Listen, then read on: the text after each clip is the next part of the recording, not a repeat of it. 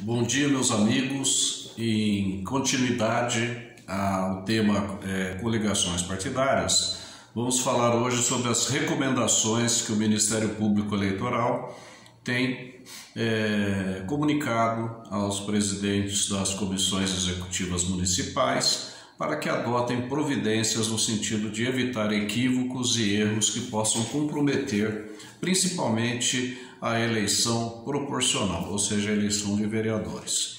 Todos sabem que a partir de 2020, a eleição proporcional não admite mais coligação. Como ela não admite mais coligação, foi elevado a 150% o número de candidatos que o partido pode apresentar, levando-se em consideração, obviamente, o número de cadeiras nas câmaras municipais. Então, você que vive aí num município que tenha, por exemplo, 10 cadeiras, você faz a conta, 50% a mais, né? Seriam 15 cadeiras, e assim sucessivamente. A preocupação do Ministério Público é o respeito à proporcionalidade entre os gêneros, ou seja, no mínimo 30% de cadeiras para um determinado gênero, masculino ou feminino, e 70% para o outro gênero, masculino ou feminino. Bom, em relação a essa questão, é importante destacar o seguinte: se você tiver, por exemplo, 14 candidatos, você vai fazer a seguinte equação. Bom, 30 vezes 14 dá 4,2. 4,2 eu sou obrigado a elevar 5. Fracionou o 4,1, 4,2, 4,3, eu sou obrigado a levar o 4 a 5. E assim sucessivamente, 8,2, 9, e assim fica muito fácil de você não errar. Então veja só, nesse nosso caso aqui de 14, 5, por exemplo, mulheres, né? Então deu 4,2, vai para 5, 5 mulheres, e 9 homens concorria essa chapa sem risco nenhum. Porque se eu não observar isso, o que vai acontecer?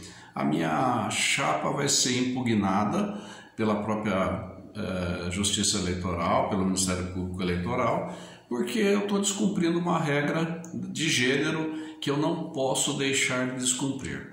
Outro equívoco que o presidente, o partido não pode permitir é a chamada candidatura laranja. Ou seja, eu tenho lá, às vezes até de boa fé, mas acontece, eu tenho lá, eu preciso compor a minha chapa e me faltam 2 mulheres, um exemplo.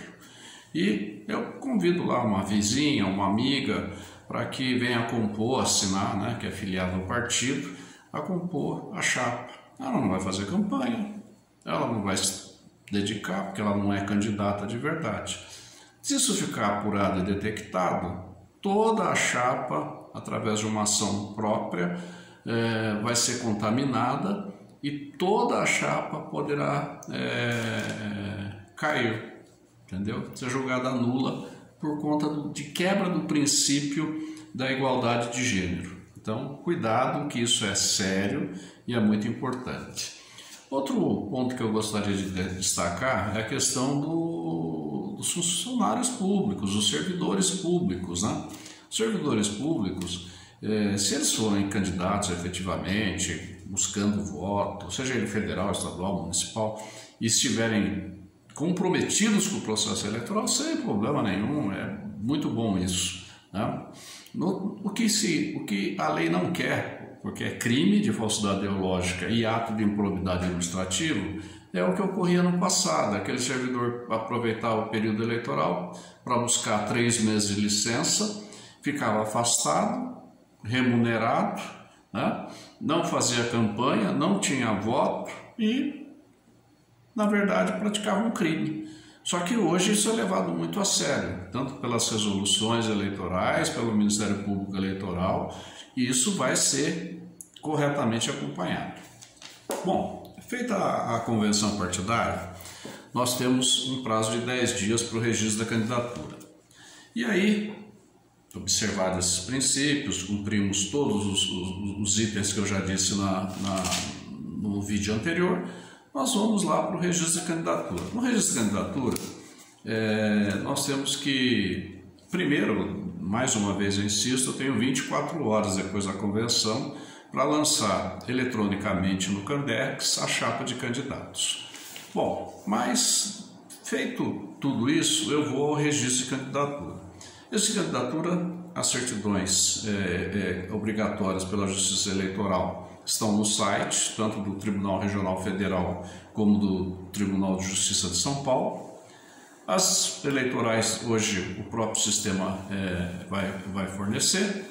E agora, se você tiver um problema, por exemplo, num passado lá, um processo criminal, uma execução criminal, vai ter que tirar uma certidão de objeto e pé, para justificar e demonstrar à Justiça Eleitoral que você já cumpriu aquela determinada penalidade e não incide na lei de ficha limpa, e demonstrar que foi absolvido ou coisa que o valha. Então, não deixem de tirar a certidão de objeto e pé. Um outro ponto importante, inclusive tem súmula hoje a respeito, é a questão do analfabeto, da alegação de que alguém seja analfabeto. Se tiver CNH, é súmula, tem CNH, apresentou a CNH, não é analfabeto. Agora, se não tiver, hoje a Justiça Eleitoral dá uma permissão muito interessante. O sujeito, num recinto reservado da Justiça Eleitoral, através de um funcionário da Justiça Eleitoral, submete a um teste simples.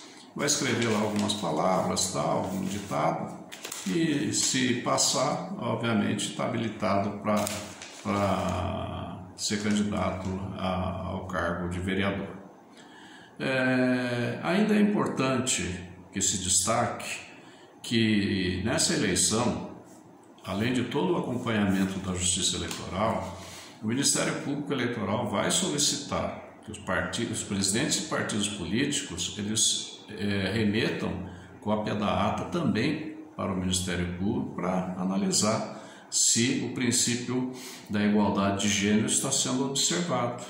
E se caso isso não vier a ser observado, obviamente o Ministério Público vai entrar uma medida judicial apropriada. Então tome cuidado, é uma eleição diferente, né? Daqui a pouco eu vou começar a falar sobre prestação de contas e com seus contornos, e você, ainda na fase da convenção partidária, das convenções partidárias, deve tomar esses cuidados. Qualquer dúvida, estamos à disposição.